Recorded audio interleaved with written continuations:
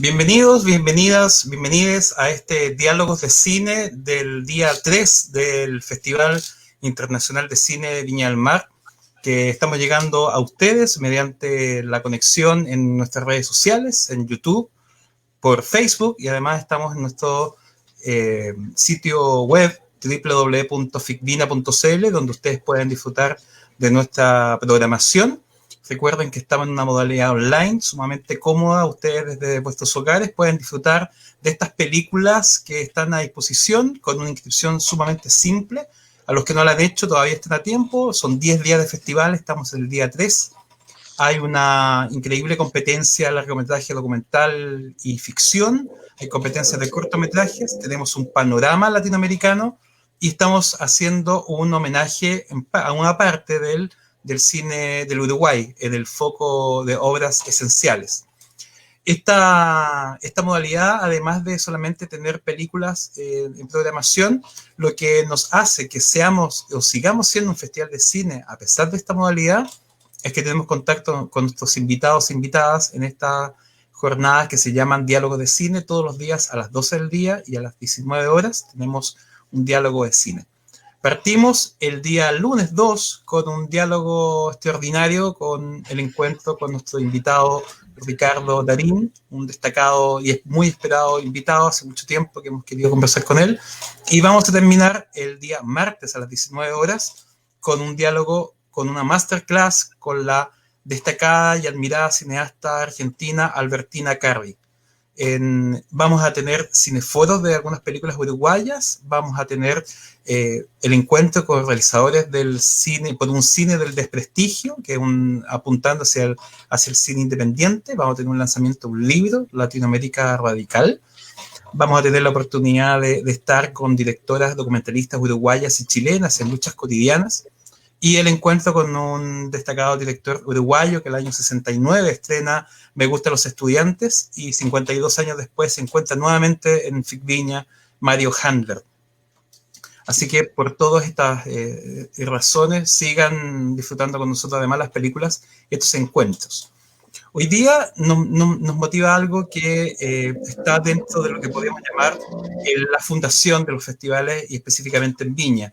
El año 69 recordado tanto por el libro de Aldo Francia como las fotografías de Marianela Astudillo o las memorias que hace del festival Isaac León Frías, el encuentro del año 69 donde estuvo Santiago Álvarez, donde estuvo Alfredo Guevara, donde estuvo Mario Handler, donde estuvo el representante del Cinema Novo, donde estuvo Miguel Litín, Peter Schumann y Raúl Ruiz.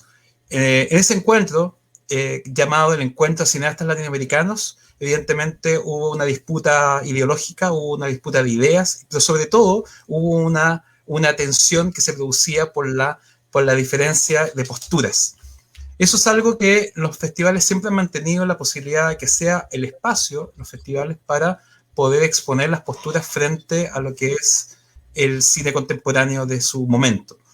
No hemos querido siempre estar lejos de eso, por el contrario, hemos querido poder producir y diseñar un espacio que sea muy parecido a eso, no desde el punto de vista para exponer, ilustrar o ser condescendientes de lo que hay, sino por el contrario, exponer posturas, y para eso creemos que nuestros invitados más idóneos son nuestros jurados de la crítica especializada, así que tenemos el placer de contar con ellos, no solamente en su trabajo para elegir a un largometraje como crítica especializada, sino ahora ellos en su rol de críticos, de exponiendo sus posturas. Así que les doy la bienvenida a Mónica, a Diego y especial a Marisol, que va a actuar hoy día de moderadora en este espacio Visiones Críticas. Así que muchísimas gracias por acompañarnos y les damos la bienvenida a nuestros espectadores y a nuestros queridos invitados que tenemos la suerte de contar con ellos. Así que adelante, Marisol. Muchas gracias. Hola, hola, quienes están ahí acompañándonos en nuestras redes sociales por Facebook o YouTube. Estamos en la 32ª edición de este festival, que es el más antiguo de Chile, fundado por allá por el 67 y luego el 69 por Aldo Francia. Es un gran honor para nosotros, además de ser jurados de la crítica, poder poner voces críticas en esta realidad latinoamericana que nos toca, porque cine y sociedad están muy vinculados. Tenemos dos invitadas de lujo, latinoamericanos. Tenemos a Mónica Delgado del Perú. Hola Mónica, ¿cómo estás? Hola, muchas gracias por la invitación y por compartir esta tarde algunas reflexiones. Esta es la idea justamente, aprovechamos de felicitarte por tu primer libro, ya estaremos hablando más de aquello. Y Diego Faraone del Uruguay, un país que ha tenido la posibilidad de controlar de mejor manera la pandemia en Latinoamérica. Diego, ¿cómo estás? Muy bien, un placer estar por aquí compartiendo con ustedes. Empecemos contigo, Diego, como representante de Uruguay, que es el país invitado a esta 32ª edición del Festival de Cine de Viña del Mar. Ustedes, a diferencia de Chile y Perú, han podido abrir salas de cine, lo que representa un tremendo desafío post pandemia, aunque seguimos en la pandemia, ya estamos viendo los rebrotes brutales en Europa, ¿no? Entonces nos gustaría que nos pudieras compartir cómo ha sido esa vuelta, salir del streaming, nos estuvo durante tantos meses encerrados, y volver a las salas de cine. La Cinemateca Uruguaya entiendo que ya está por comenzar su nuevo festival, el Festival de Cine cinematográfico, y eso es un tremendo desafío que para nosotros estamos lejos. De hecho, este mismo festival hemos tenido que hacerlo de manera online. ¿Cómo ha sido la realidad en el Uruguay respecto de la vuelta a las salas? Bueno, en realidad sí, es una apertura contra viento y marea que se está haciendo en este momento, porque se estableció un aforo máximo de asientos para el público, o sea, que es un 30%.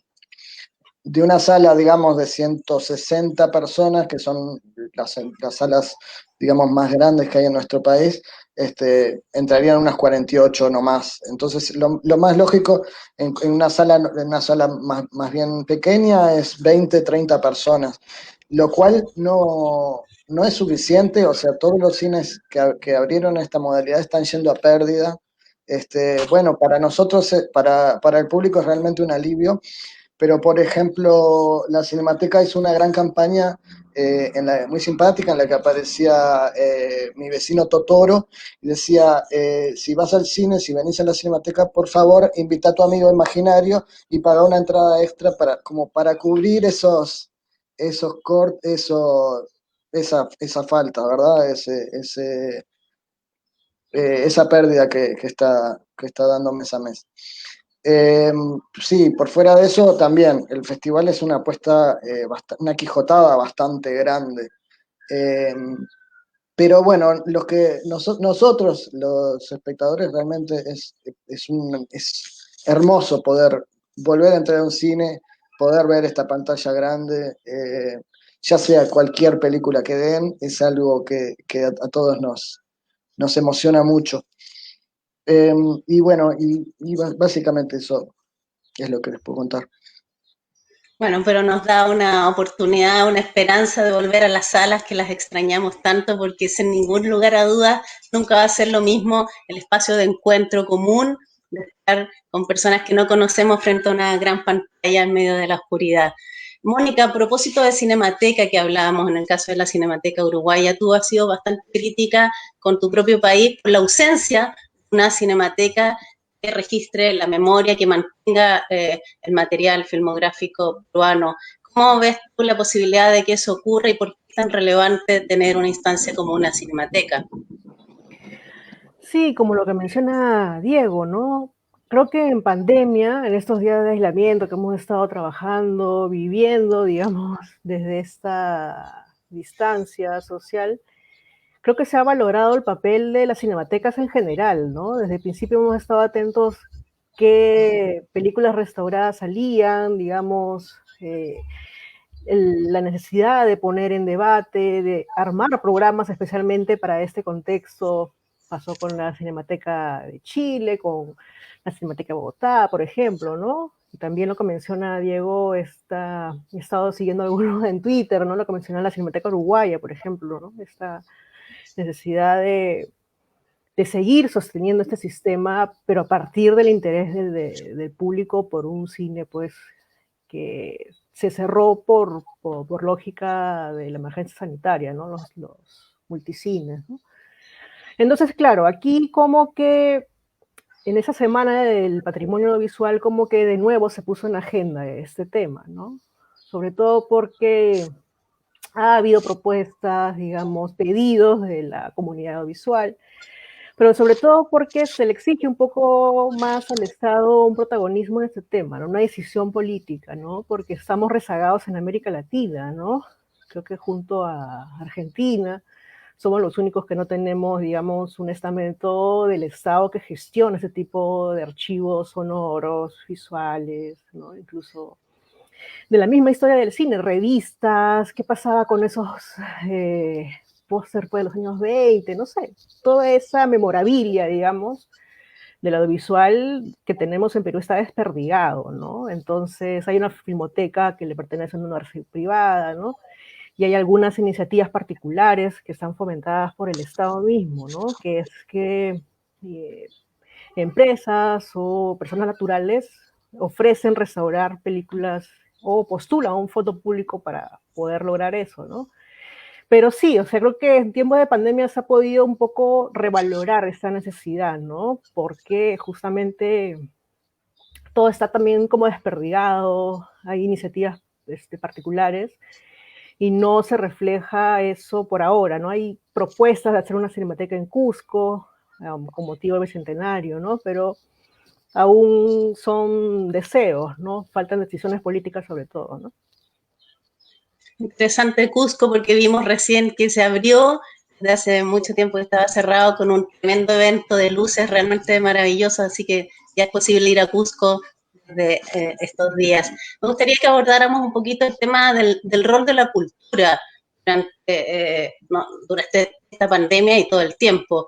Hemos escuchado en Chile algunas declaraciones de autoridades que han señalado a propósito del presupuesto que la baja de los presupuestos, que para que se designe un peso a cultura se deja de apoyar las necesidades de la gente, cuando en pandemia ha quedado en evidencia que la cultura ha sido un bastión fundamental para apoyar justamente a las personas. Entonces me gustaría saber cómo lo han vivido ustedes. Estamos en una situación de crisis, además de sanitaria, crisis económica en nuestros países, lo que implica restricción a los presupuestos nacionales. ¿Cuál es el caso de Uruguay y Perú respecto de la cultura, Diego?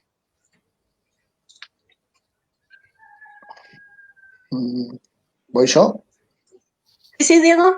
¿Cómo ha estado en Ecuador el No. tema presupuestario? Bueno. Bueno, en Uruguay ha sido, bueno, es lo que suele pasar siempre, ¿verdad? En momentos de crisis, lo primero que se recorta es la cultura, ¿verdad? Entonces, no había nada para fortalecer justamente la cultura, que es el área más golpeada, ¿no? O una de las áreas más golpeadas, o sea, en realidad todas las áreas han sido golpeadas. Pero bueno, se echan las medidas del gobierno, han ido por cualquier otro lado, menos por ese. Y bueno, y es algo que se siente en todas las áreas y bueno, en la cinematográfica, por supuesto, ¿no? Digamos, cineastas parados, todos los rubros técnicos.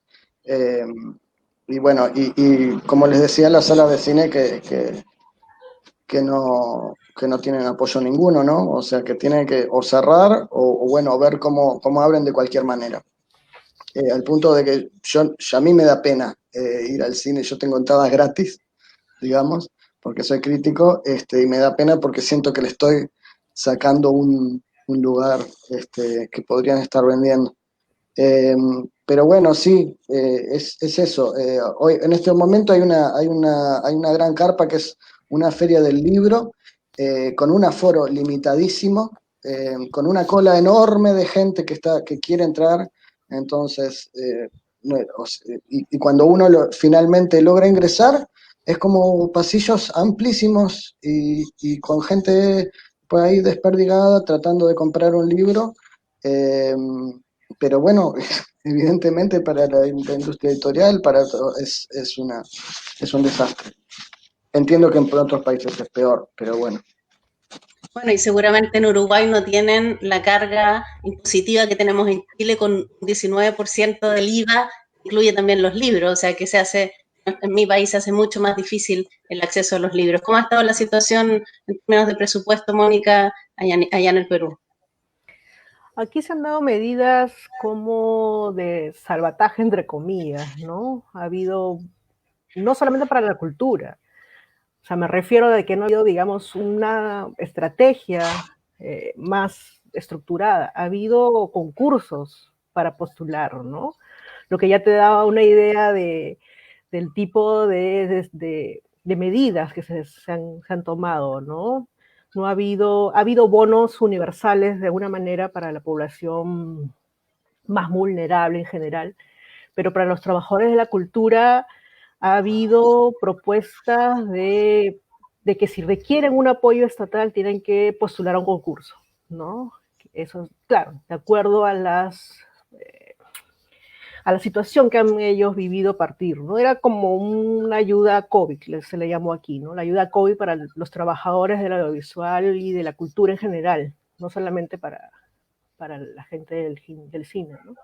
Eso por un lado. Y por otro, el tema también, ha salido una ley del libro justamente en estos días, salió una nueva ley del libro que implica justamente la reducción de los impuestos y oportunidades para, entre comillas, democratizar los libros, porque igual siguen siendo carísimos.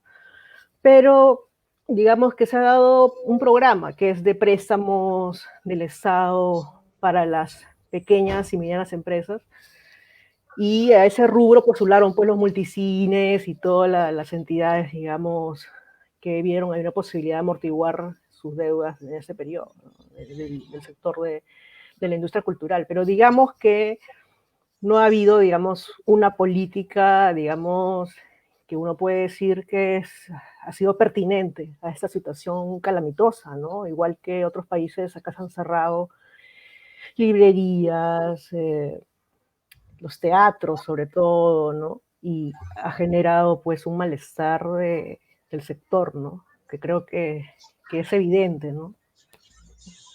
Sí, habría que agregar que en Argentina también nos enteramos que va a haber cambios y que el financiamiento para los festivales de cine estaría a cargo de cada federación, digamos, entonces, a nivel federal, digo. Entonces, eso también va a implicar que pueden desaparecer muchos festivales que son en pueblos chicos, en lugares más pequeños, Cosquín, por ejemplo, lugares donde es la única posibilidad los habitantes tengan acceso a un cine no comercial. En Cosquín, el Festival de Cine de Cosquín, o sea, en ese pueblo ni siquiera hay cines, no hay salas de cine. Ese es un festival con una mirada muy particular, muy alternativa, muy independiente. Entonces, los trabajadores audiovisuales de todo el continente yo creo que están muy alerta desde la cultura para seguir la resistencia, ¿no? ¿Les parece si entramos de lleno ya en lo que es el cine latinoamericano y particularmente de los países desde donde provienen? Recordemos que este año, en la 32ª edición del Festival de Cine de Viña del Mar, el país invitado es Uruguay, así como el año pasado lo fue Perú.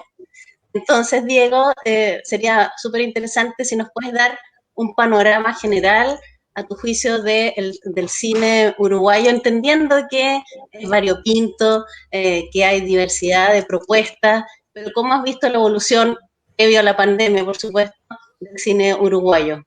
Bueno, sí, el cine uruguayo en sí, yo diría que nace hace 20 años, o sea, el nuevo cine uruguayo, el cine que más vale la pena ver, ¿verdad? Que surgió, bueno, cuando Pablo Stoll y Revela lanzaron 25 watts y después Whisky con un gran, eh, con mucho éxito internacional en festivales, ¿no?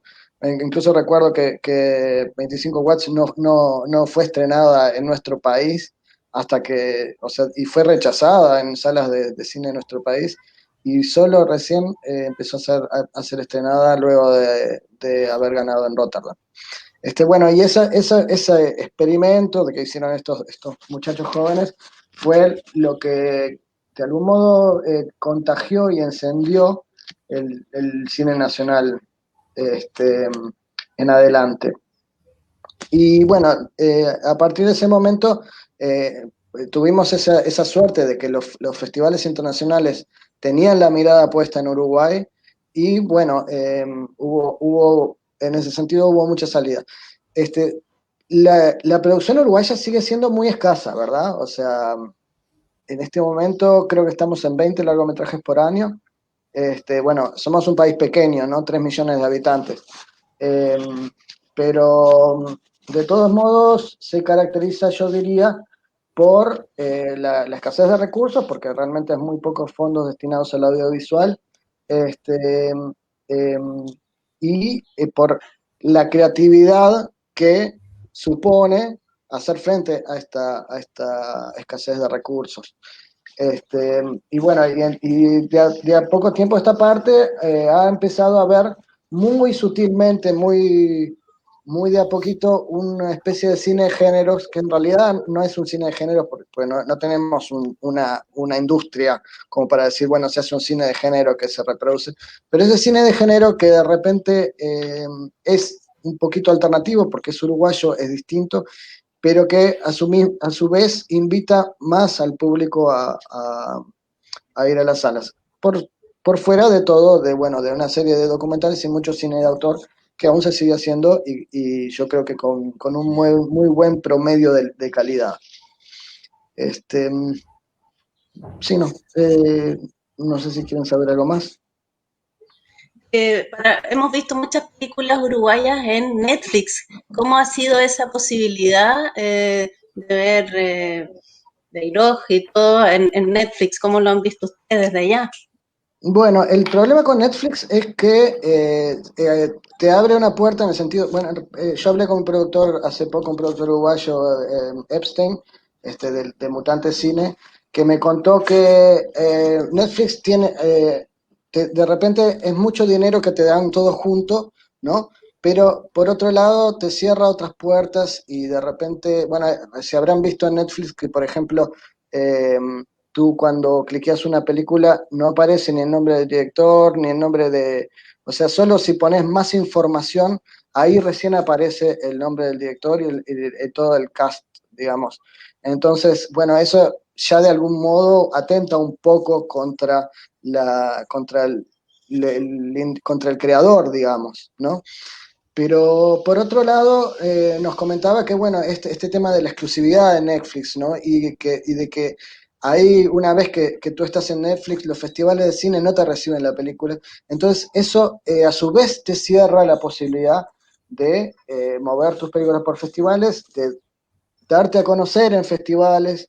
O sea, a veces es difícil tomar esa decisión, eh, porque bueno, quizá para un productor puede decir, bueno, ahora no me tengo que preocupar más, la vendo en Netflix, recibo todo este dinero asegurado, pero por otro lado, ese puede ser el techo, o sea, puede coartar las posibilidades de la película de trascender más, y asimismo le quita esa posibilidad mismo a los protagonistas, a los directores, de presentarse en un público del exterior, de vender su película, de venderla o de presentarla a su manera, ¿verdad?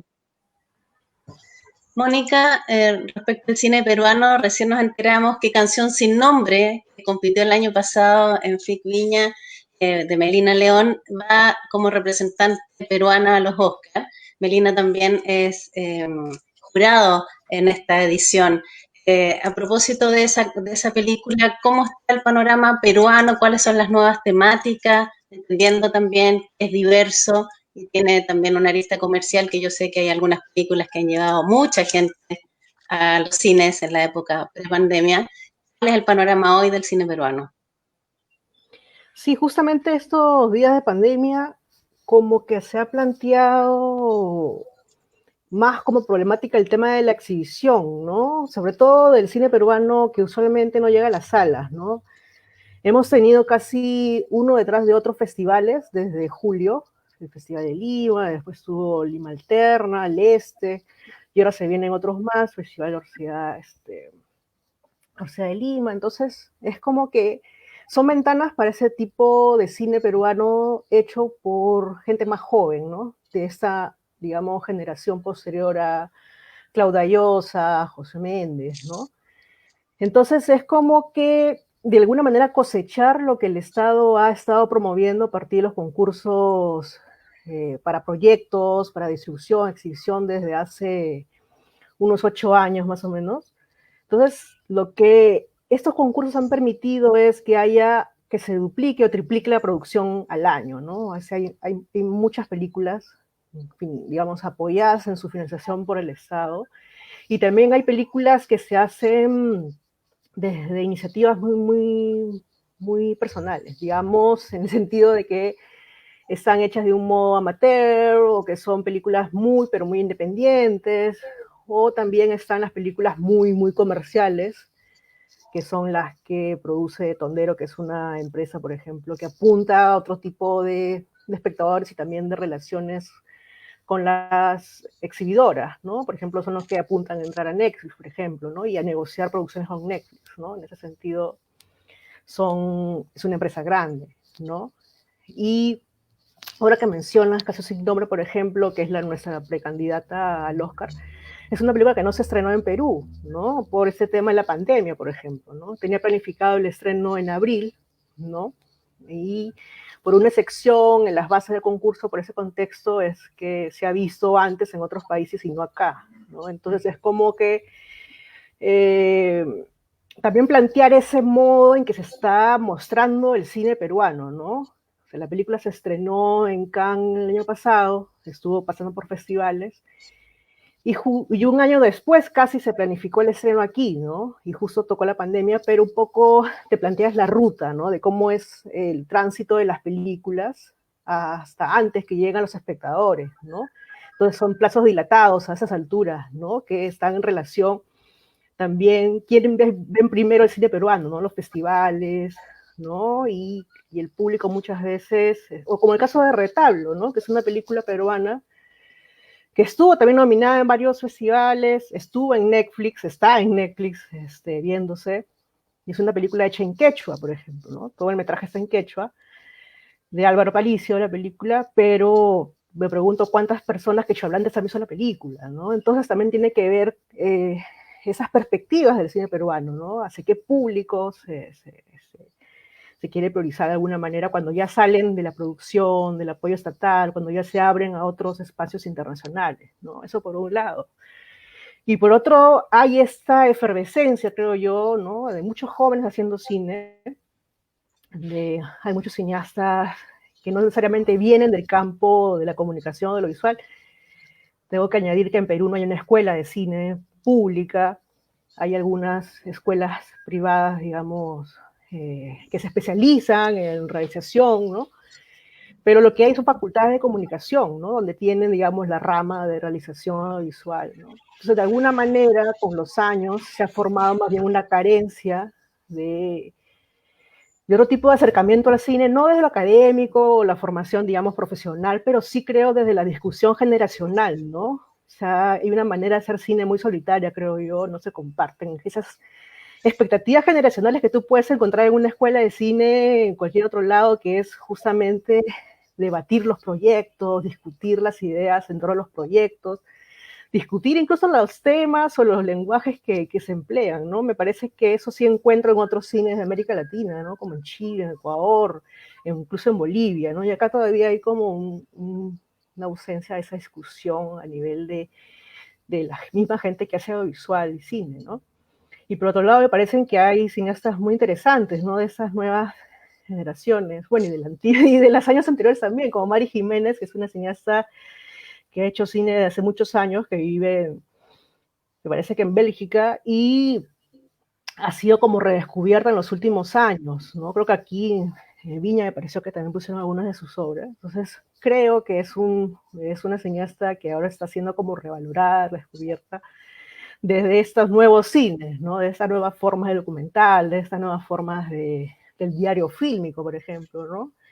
Y también están, pues no sé, Felipe Esparza, que es un cineasta joven, que tiene unos trabajos interesantes, Brian Rodríguez, otro cineasta también peruano. Pero claro, ellos tienen formación afuera, entonces por ahí también podríamos discutir el tema de Perú. Ojar Catacora es otro cineasta, Omar Forero, que son cineastas no necesariamente de Lima, Forero es de Trujillo, Catacora de Puno, Paola Vela es otra cineasta que viene de las artes visuales, Tatiana Fuentes, que viene del footage, del trabajo archivo, y así podríamos estar mencionando estas generaciones que están un poco pensando el lenguaje, sobre todo más allá de las exigencias del mercado, de las exigencias festivaleras, sobre todo, ¿no? Europeas, ¿no? En todo caso.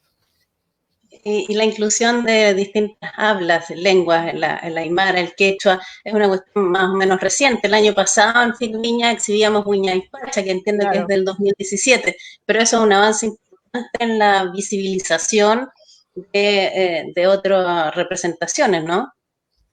Sí, una película aymara y hecha, es una película que podemos decir que se ha hecho 100% con fondos del Estado, ¿no? Una película de un cineasta joven, su ópera prima, hecha aparentemente de un modo austero, pero formalmente que tiene una riqueza expresiva interesante, ¿no? Entonces ese es un ejemplo también de los modos que se pueden, digamos, identificar dentro del cine peruano, ¿no? Que hay modos que quieren imitar, digamos, el modo de hacer cine más industrial y este cine independiente en todo sentido, ¿no? Incluso la película Catacora está hecha, digamos,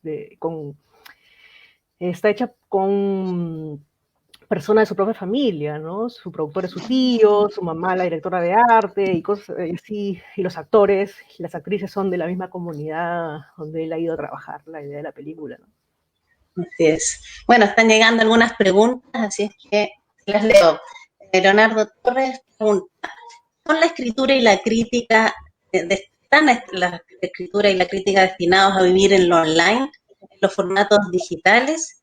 ¿Serán los youtubers los nuevos críticos? ¿Volverán aquellas revistas impresas o medios físicos? Nos manda saludos a todos y le mandamos muchos saludos también a Leonardo. ¿Qué opinan ustedes? No sé quién quiere contestar. Lo digital, los youtubers. Yo puedo opinar. En Uruguay, ¿cómo es la situación? Dale, Diego. Bueno, yo no soy pesimista respecto a los youtubers. Me parece difícil. Me parece difícil que el youtuber realmente pueda sustituir, puede llegar a que hay una presión diferente a entretener, a hacer una especie de show de sí mismo. Esto no quiere decir que todos sean así. Puede haber youtubers de repente con mayor sobriedad, con mayor parsimonia y que apunten no a un gran público, sino a un público mediano. Pero yo realmente dudo mucho que pueda llegar a sustituir los medios impresos o la crítica impresa que de por sí supone un análisis diferente, un detenimiento diferente y también una lectura diferente, ¿no? O sea, estamos escribiendo para un público que se detiene y se toma el tiempo de pensar y de releer lo que vio o lo que quiere ver o la información que quiere consumir. Entonces, Diego, ustedes allá en Uruguay, ¿tienen revistas especializadas de cine impresas o no? En Chile, por ejemplo, no hay. No, murieron todas. Las que hubo murieron y de hecho las que consumía de más joven eran argentinas. O sea, El Amante Cine fue para mí un gran referente y la compré hasta que dejó de salir, básicamente. O sea que no hay. La crítica que sobrevive, que sobrevivimos, somos los que hacemos crítica en los medios impresos, digamos. Además de algún medio radial, bueno, por supuesto los canales televisivos que tienen una suerte de crítica diferente. Mónica, ¿y en Perú subsiste No, alguna revista de crítica especializada en papel? sí, está Ventana Indiscreta, que es de la Universidad de Lima, que dirige José Carlos Cabrejos, una revista especializada que publica la universidad, o sea, porque depende de una universidad que todavía tiene vida, ¿no? Porque digamos que hay un compromiso institucional por sacarla, ya tiene muchos años, creo que, si no me equivoco, 8 o 10 años, que sale trimestralmente o una vez cada 2 años, pero sigue saliendo, ¿no? Es la única revista prácticamente impresa que subsiste, también tiene una versión online, ¿no? Y luego todos los demás, salvo el diario El Comercio, que tiene su usual columna de los jueves, ¿no? Pero la mayoría está escribiendo en redes, ¿no? O sea, en online, escribe o tuitea, ¿no? Entonces es como que sí, se ha habido un descentramiento de la crítica, ¿no? O sea, es ese descentramiento que se le daba antes a los medios impresos. Y eso ha pasado hace muchos años, sobre todo, por ejemplo, murió Federico Cárdenas, que era un crítico muy importante en Perú, uno de los fundadores de Hablemos de Cine, y que falleció hace algunos años y con él también se fue su columna, ¿no? Y él tiene una columna impresa muy leída los domingos, ¿no? Y ese es un ejemplo también de cómo, o sea, por un lado está la figura del crítico, esencial como persona, como personalidad que comenta y da una posición sobre las películas, y por otro lado la crítica como una actividad pues X, ¿no? En general me refiero. Entonces cuando murió Federico de Cárdenas también, o sea, no ha habido la idea de reemplazarlo y ahí quedó, la columna no se ha retomado, ¿no? Lo que es una lástima, ¿no? Y, o sea, porque tampoco, también muestra un desinterés del medio por asumir esta intención, pues lamentablemente falleció el crítico, pero recuperemos la columna, el espacio, el cine es importante, ¿no? Y eso desapareció. Y lo que ha habido es un descentramiento, ¿no? Es de lo que me refiero, de que ya la gente no suele tener el referente de crítico de los jueves o la persona que comenta en tal diario, sino todo está tan disperso y se han roto muchas fronteras, ¿no? Mucha gente en Perú lee a Roger Cosa, por ejemplo, ¿no? O vamos a revisar revistas españolas, o buscamos qué pasa en el cine colombiano. O sea, como que ya todo eso ya no es tanto, ya voy a ir a ver a qué dice el crítico peruano. Creo que sí, pero cuando pasan cosas acá, ¿no?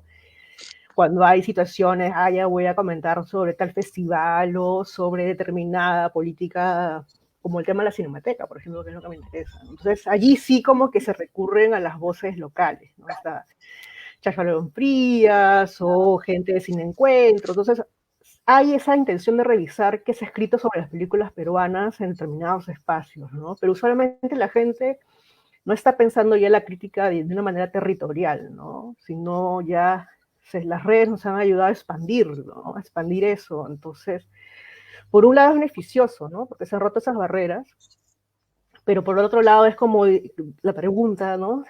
¿Qué pasa con los youtubers? ¿No? Porque hay muchos. Entonces, es importante que sí que existan, o sea, no podemos hacer nada porque los youtubers igual van a tener su opinión y van a valorar y dar, digamos, su visión sobre las películas, ¿no? Pero creo que las redes están ahí, ¿no? Y los críticos pueden tomarlas y los críticos pueden generar sus públicos y pueden dialogar con ellos. O sea, es como un reto que hay que tomarlo.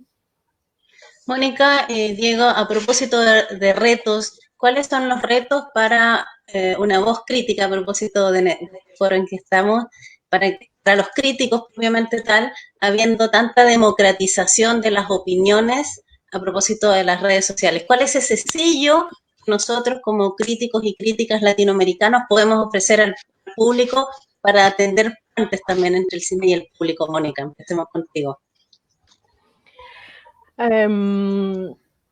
Claro, o sea, por un lado yo creo que el centro son las películas siempre, ¿no? No los críticos, ¿no? Porque justamente en esos tiempos de redes críticos hay creo que muchos más que antes, o sea, nos sentimos más cercanos, ¿no? Es más fácil justamente como ahora, ¿no? Establecer nuestras redes y estamos aquí hablando de qué pasa en Chile, Argentina, Uruguay, ¿no? Entonces es más fácil ese acercamiento y hacer que el lector se interese y el espectador sobre esa manera. Pero yo creo que son tiempos para mí de especialización, ¿no? O sea, yo, por ejemplo, yo decidí no escribir en Netflix, por ejemplo, porque yo sé que hay 20 o 30 críticos haciendo eso lo mismo, probablemente el mismo día que lo he pensado, ¿no? Y siento que yo tengo que buscar esa particularidad, ¿no? Entonces, por ejemplo, en Decibel sí tenemos una línea especial, ¿no? Nos dedicamos sobre todo a óperas primas, películas pequeñas, o películas nuevas, o películas, o coberturas de festivales, que es lo que hacemos, ¿no? Nos interesa un poco abordar sobre todo cortometrajes, nos interesa mucho escribir sobre cortos, no hacer ese deslinde entre la importancia de que un largo es mejor que un corto, que los cortos pasan desapercibidos porque se ven como algo que usualmente se veía como un formato para iniciar las carreras, ¿no? Entonces no lo vemos así. Entonces, por ejemplo, eso yo lo definiría como un reto, ¿no? Haber ido por esa vía, ¿no? Y pasa igual creo yo, con hablar de un cine desde la perspectiva de género también, ¿no? Habrán lectoras y espectadores, lectores, ¿no? Que les interesa esa visión, ¿no? O hacer una crítica basada, no sé, pues en todo ese rollo de lo de colonial, qué sé yo. O sea, creo que hay muchas posibilidades de enfrentar esta diversidad, ¿no? De soportes, de públicos, ¿no? Creo que por ahí planteo este reto, ¿no? Diego, ¿tú qué opinas respecto de la especificidad de los críticos en estos tiempos de redes? Y bueno, me parece que el énfasis tiene que seguir puesto en lo que es la crítica, lo que siempre fue la crítica clásica, ¿no? O sea, una crítica profesionalizada, ¿no? O sea, la profesionalización tiene que marcar la diferencia, porque sí, hoy en día está Letterboxd en la que todo el mundo opina, todo el mundo tiene su pequeño texto y está muy bien, o sea, me parece bárbaro este tipo de democratización, pero bueno, hay que ver qué cantidad de estas personas hacen realmente un análisis, hacen realmente una interpretación, vuelcan realmente información que el lector no tiene y que necesita.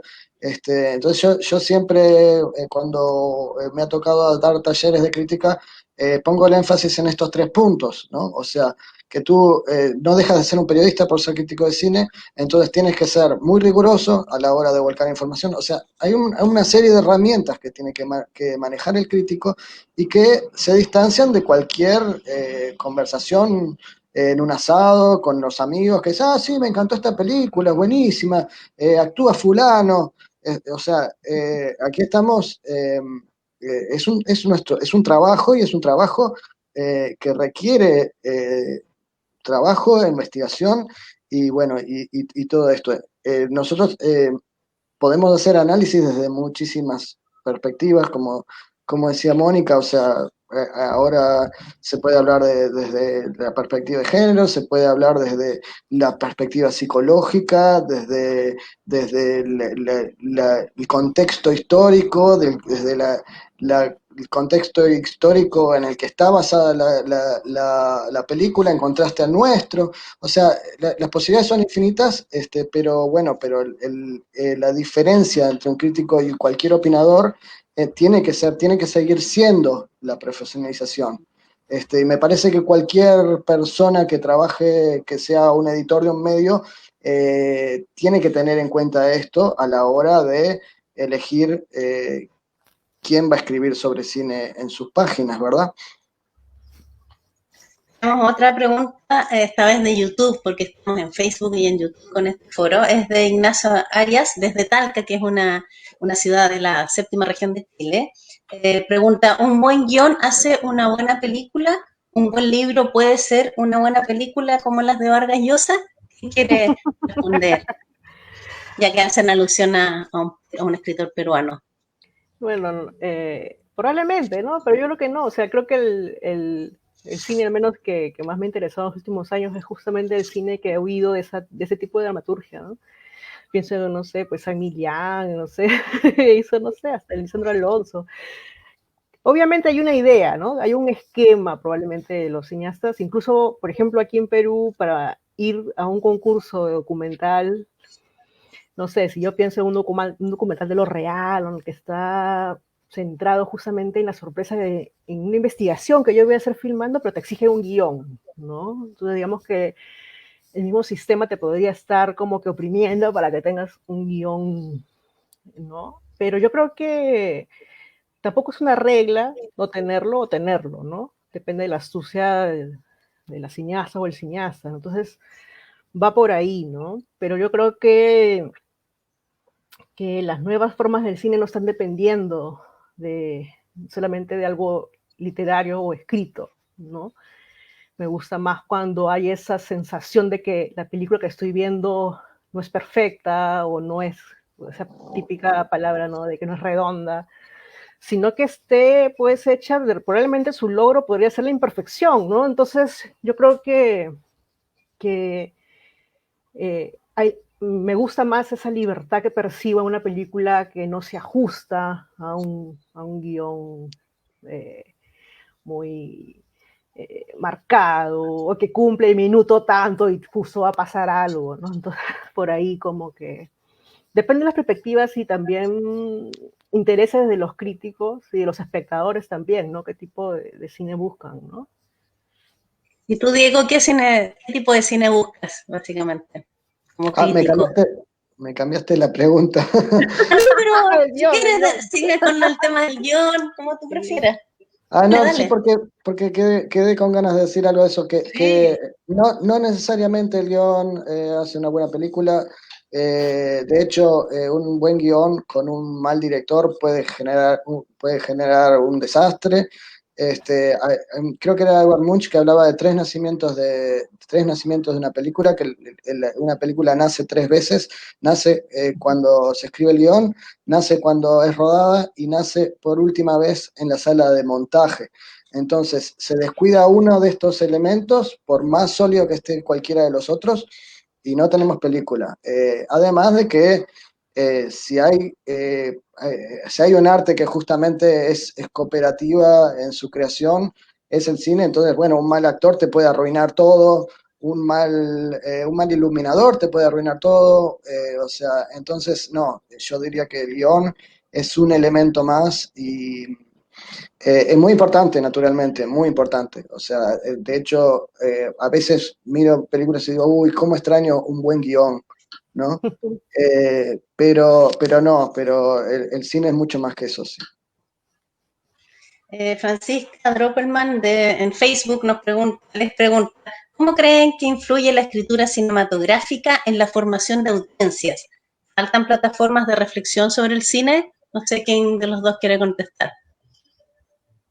La escritura cinematográfica en la formación de audiencias. Es un mazo también, ¿ah? La formación de audiencias.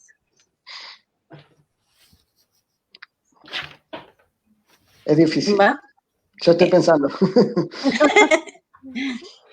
No sé, o sea, yo pensaba más como que, claro, o sea, yo no estoy pensando en la figura del crítico como alguien que está escribiendo en su casa, ¿no? O en su computadora, sino que también establece otros modos de compartir esa posibilidad del diálogo, ¿no? Por ejemplo, en los cineclubes, en las mismas curadurías, en las programaciones, en los textos, que no necesariamente son textos críticos, sino columnas de opinión o videoensayo, que es otra opción, ¿no? Pienso que más bien la escritura es una de las tantas vías para para esa relación con, pero no tanto con un fin pedagógico, ¿no? Yo no estoy pensando necesariamente en algo pedagógico cuando escribo, ¿no? Eh, pero sí creo que hay una posibilidad que la crítica sea utilizada, ¿no? En todo caso necesitaríamos como que más mediación para lograrlo, ¿no? Cómo llegar a las escuelas, a las universidades, ¿no? Cómo llegar también a los mismos festivales, ¿no? No todos los festivales están pensando, por ejemplo, en papel que podría aportar la crítica para discutir las películas, por ejemplo, ¿no? O sea, lo vería por ahí, ¿no? Como que no solamente podríamos centrarnos en la escritura, porque está ahí, digamos, si el interesado va y lee y hace clic, ¿no? Sino que necesita más de redes, ¿no? Más de aportar a una política más grande, probablemente de formación de públicos, ¿no? Sí, yo estoy de acuerdo. O sea, yo creo que está bien, está muy bien. El rol del crítico es muchas veces es pedagógico, de alguna forma educar la mirada y abrir cabezas, ¿verdad? O sea, hacer pensar a las personas, darles herramientas distintas, formas de pensar diferentes, como para que ellos mismos, a su vez, forjen una capacidad crítica que les lleve eventualmente a valorar mejor la diversidad, a valorar mejor este, y bueno, y en ese sentido es lo que dice ella, o sea, necesitamos apoyo en esta labor, o sea, nosotros, si tú laburas en un medio al que te leen 30 personas, es muy poco lo que puedes hacer para generar audiencias, ¿verdad? Entonces, se necesitan las plataformas necesarias. Este, pero iba a decir algo más. Eh, bueno, no, ahora me olvidé. Y respecto a esta relación cine y escuelas, en Uruguay y en Perú hay varios programas, en Chile se está realizando bastante esta mediación con los colegios, o sea, estamos formando pues, futuros espectadores a partir de los colegios con temáticas que probablemente sirvan también para generar debates como diversidad sexual, por ejemplo, o hacer una mediación en ese sentido con películas con estas nuevas temáticas. No sé si en Uruguay está más fuerte esta cosa de cine y escuela, por ejemplo. No que yo lo sepa. Y No, en Perú, Mónica, son. Sí, tampoco. No, Ya. si así nomás, digamos que para hacer una planificación pensada para formación de públicos todavía no se considera a las escuelas, ¿no? Salvo el trabajo que hace Microcine Chasqui, por ejemplo, que es, digamos, basado en cine comunitario, ¿no? Una idea de cine comunitario, pero no que haya un plan nacional o algunas estrategias todavía no es muy utilizado, ¿no? Hay un no, nicho interesante ahí por descubrir, Diego. No sé si querías agregar algo más. no, por lo que decías de la formación de audiencias, de repente yo aplaudo lo que dice Mónica de que ella no comenta películas de Netflix, porque ahora en este tema, con este tema de la pandemia, lo que a muchos nos sale naturalmente, o sea, en el piloto automático nos quitaron Claro. el semana a semana que imponía la cartelera de cines. Y bueno, y de repente, ¿qué es lo que está en la mano y que todo el mundo ve más o menos? Es Netflix, ¿no? Entonces, en cuanto a la formación de audiencias, es muy importante para todos los críticos y todos nuestros colegas críticos que efectivamente se salgan de lo obvio, apuesten bueno, quizá de repente a un cine clásico. Ahora que la oferta de estrenos no es que se haya achicado, en realidad se abrió, porque lo que el streaming ofrece es muchísimo más de lo que jamás hemos visto, ¿no? Y de hecho están habiendo festivales online, están existiendo propuestas, curadurías de cine en streaming, iniciativas independientes, pequeñas, muchas veces locales, de las cuales es alucinante, son alucinantes y habría que estimular, nosotros tendríamos que estimular en vez de estar dándole más dinero a Netflix. O sea, a Netflix le importa nada que un crítico chileno, uruguayo, peruano esté escribiendo sobre sus películas. No les importa, porque no nos necesitan. Pero en cambio, iniciativas nacionales, locales, latinoamericanas, sea de streaming, incluso películas, pequeñas películas, le puede cambiar muchísimo que uno de nosotros decida escribir sobre ella en vez de escribir sobre Avengers o cualquier cosa que ande por ahí, ¿verdad? Nos quedan poquitos minutos, pero Diego, antes de irnos, me gustaría que nos pudieras comentar algo de las películas uruguayas que se están exhibiendo en este foco en FIC Viña. No sé si quieres comentar algo al respecto. Bueno, no recuerdo todos los títulos, pero sé que es una muestra bastante representativa de lo que es la, la diversidad local. Hay un excelente, todas me parecen muy, muy buenas. De hecho, bueno, Mario Handler es uno de los maestros del cine uruguayo, los veteranos maestros, pero además, bueno, Así habla el cambista, es una excelente producción de Federico Beiroj, yo creo que de las mejores películas que se han hecho últimamente. Los tiburones es buenísima, es una película de Lucia Garibaldi, una joven cineasta que ganó un premio en Sundance, me acuerdo, creo que por esa película, por el guión, este, y bueno, es toda una excelente curaduría que de algún modo sí muestra lo que es el abanico de producción de nuestro país. Bueno, y Claudio Pereira, director artístico de FIC Viña, va a estar conversando justamente con Federico, así que no se pierdan esa posibilidad de escucharlo. Antes de irnos, Mónica, bueno, así como digo que hizo un libro, la biografía de César Troncoso, un actor uruguayo que lleva ya tantas películas a sus 57 años. Mónica, me gustaría que nos comentes de tu primer libro de María Beise en Amán, los orígenes de la crítica de cine en el Perú. ¿Cómo fue esta investigación para llegar a esta primera crítica de cine peruana? Bueno, Perú se ha estudiado bastante a Mauta, digamos, porque fue una revista importante en América Latina en los años 20, 25, ¿no? Hizo 26, que fue su primer número. Entonces, me interesó que tuviera una columna estable de cine, ¿no? Y la escribía María Beise, que era una escritora del entorno cultural, académico y periodístico de Lima, ¿no? De las élites de Lima muy culturosas de esos años, ¿no? Entonces me interesó su visión, su perspectiva, y además que fue una de las primeras críticas en dedicarse, digamos, al cine como un objeto de análisis, ¿no? Y me interesó profundizar eso a partir de los nuevos feminismos que ella identificó en aquellos años, porque ella también hizo algunas columnas desde su particular visión del feminismo, ¿no?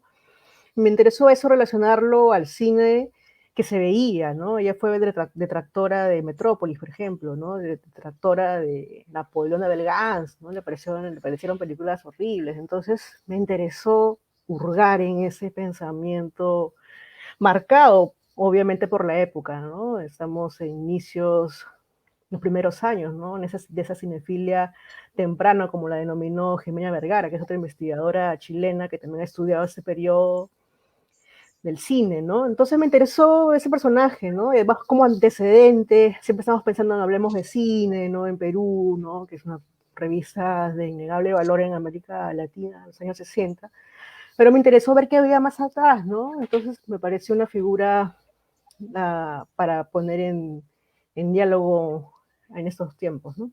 Y era un contexto muy masculino también, le tocó a ella reivindicar la mirada de género. Así es, sí, y hablaba mucho, fue una de las primeras también que habló de los niños como sujetos, o sea, como sujetos que van al cine y que tienen derecho a ver algo distinto, que no sea pues la cobollada, ¿no? Entonces me interesó esa visión, ¿no? Y me pareció un personaje muy rico, muy ambivalente, que está en conflicto, ¿no? Con su tiempo, ¿no? Tiene una visión, o sea, la revista Mauta, una revista avanzada, de vanguardia política, muy contestataria, de debate sobre problemas capitales en el país, y ella está hablando del cine desde una mirada más conservadora. Entonces me interesó cómo fue recibida en ese grupo y cómo se mantuvo en ese grupo que formó José Carlos Mariátegui, ¿no? En los años 20, de 1926 hasta la muerte de Mariátegui en los años 30, ¿no? Diego, ¿y tú si nos puedes contar brevemente cómo fue esta biografía de César Troncoso, el trabajo de investigación? ¿Por qué decidiste seguirle la pista a este Bueno, oficio de alto riesgo? sí, un poco para romper con este tema de que de las fronteras, porque César Troncoso es alguien muy conocido en el Uruguay, pero la gente ignora completamente qué es lo que hizo afuera. Entonces, ocurre que él ya te lleva unas 10 15 películas filmadas en Brasil, tiene ya varios largometrajes filmados en Argentina, muchos muy buenos, pero bueno, y ahora se está extendiendo un poquito más, ha hecho alguna película en Bolivia, en Brasil, en México, y bueno, y se da un fenómeno muy curioso que es que la gente ignora ignora, conoce quizá las 2 o 3 películas que ha firmado acá, pero en general ignora completamente lo que hizo afuera. Entonces, ¿por qué? Por una pésima distribución en general, esta incapacidad de poder ver lo que está haciendo el país vecino. Entonces, me parecía una forma de englobar en un mismo libro y de alguna forma historiar todo este cine reciente de 20 años hacia atrás, en el que él participó en muchísimas películas realmente muy relevantes para nuestro país y para países vecinos, y de darles un destaque, una sobrevida, por así decirlo, porque muchas de esas películas, por lo menos aquí en nuestro país, tuvieron quizá una semana de exhibición, y bueno, o trascendieron durante un par de meses que se habló de ellas y después se sepultan en el olvido. Entonces, me parece una forma de rescatar todo esto. Bueno, ya estamos llegando al final de este foro de visiones críticas aquí en el Festival Internacional de Cine de Viña del Mar, en la 32ª edición de este festival, el más antiguo de Chile. Así es que les queremos agradecer especialmente a Mónica Delgado, a Diego Faraona por habernos acompañado. Está Claudio ahí, que me imagino que quiere decir algunas palabras también. Yo aprovecho de invitarlas a que sigan viendo la programación de esta edición online, que también es gratuita, como siempre ha sido. Hay unas películas, largometraje documental y de ficción que son imperdibles, varios estrenos también. Aprovechen de ver que no van a llegar a los circuitos comerciales, así es que este es el momento.